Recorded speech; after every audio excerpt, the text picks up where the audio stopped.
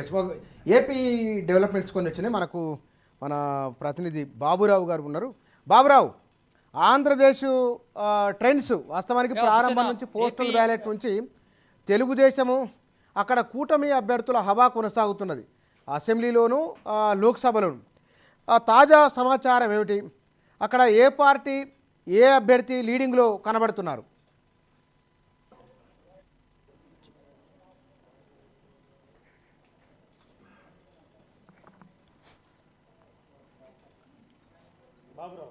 బాబురావు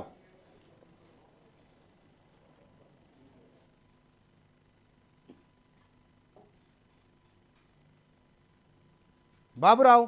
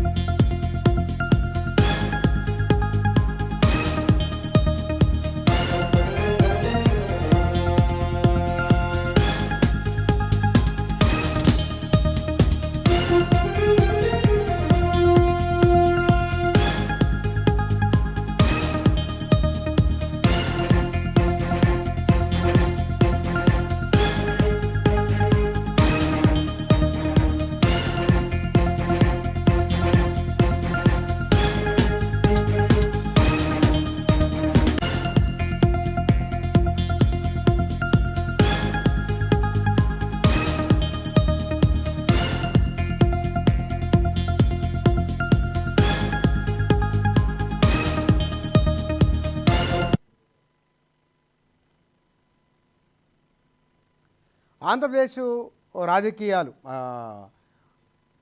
ఎన్నికలకు ముందు ఎన్నికల తర్వాత ఒక ఉత్కంఠనే ఉన్నది. ఎగ్జిట్ పోల్ దాన్ని మరింత పెంచినాయి. ఇప్పుడు వెలువడుతున్న ఫలితాలు కూడా దాన్ని మరింత పెంచుతూ ఉన్నాయి. ఆంధ్రప్రదేశ్లో కూటమినా వైసీపీనా ఏ నియోజకవర్గంలో ఎవరు లీడింగ్లో ఉన్నారో తెలుసుకుందాం. మా ప్రతినిధి బాబురావు ఈ సమాచారాన్ని ఇస్తారు. బాబురావు, ఆంధ్రప్రదేశ్ కౌంటింగ్కు సంబంధించిన సమాచారం, తాజా సమాచారం ఏముంది మీ దగ్గర? రైట్ బుచ్చన, ఏదైతే ఎగ్జిట్ పోల్ చెప్పాయో అదే నిజం కాబోతా ఉంది. కుప్పం నుంచి ఇచ్చాపురం వరకు కూటమి చాలా ముందంజలో కనిపిస్తూ ఉంది.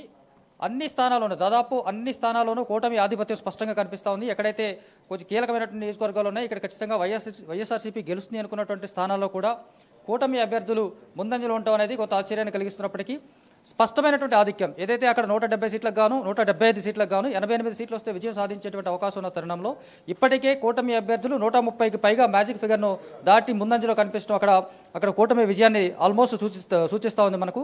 ఇక వైఎస్ఆర్సీపీ నుంచి గతంలో మంత్రులుగా పనిచేసినటువంటి వాళ్ళందరూ కూడా ఓటమి దిశగా వెళ్ళిపోతున్నారు. వాళ్ళంతా కూడా ఇప్పటికే ఆ కౌంటింగ్ కేంద్రాల నుంచి ఇంటికి వెళ్ళిపోతున్నటువంటి దృశ్యాలు కూడా మనం చూస్తూ ఉన్నాం.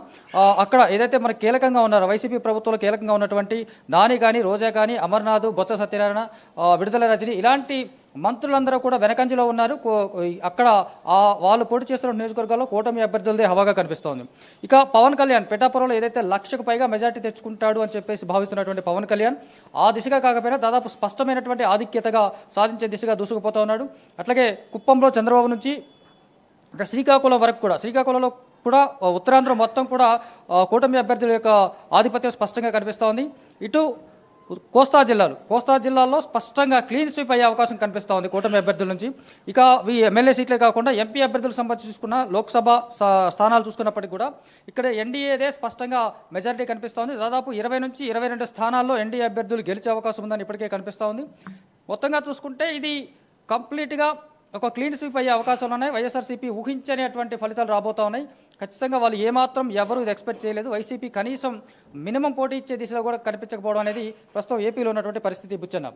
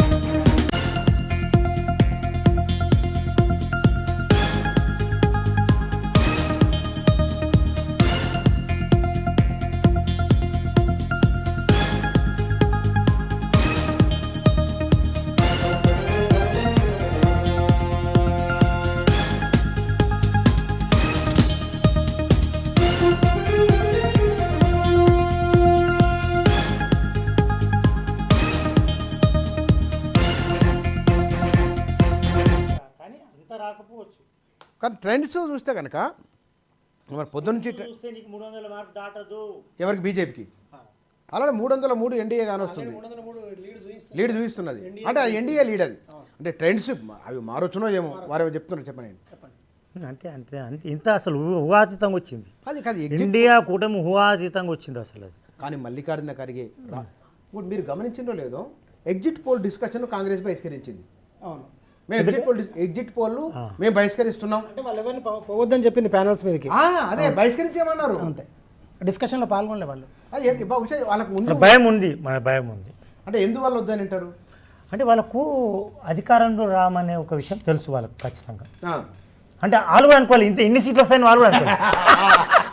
అధికారంలోకి వస్తామని అలా అన్నారు, సీట్లు రాకపోతే అట్లా మాట్లాడతాం. మనం మాటలు వేరు, మనం కాన్ఫిడెన్స్ ఏం మాట్లాడతాం అది వేరు. అది ఓ మేము వచ్చేస్తాం అది ఉట్టివే అంటాం. అట్లా కాదు, వాళ్ళకి అధికారంలోకి రా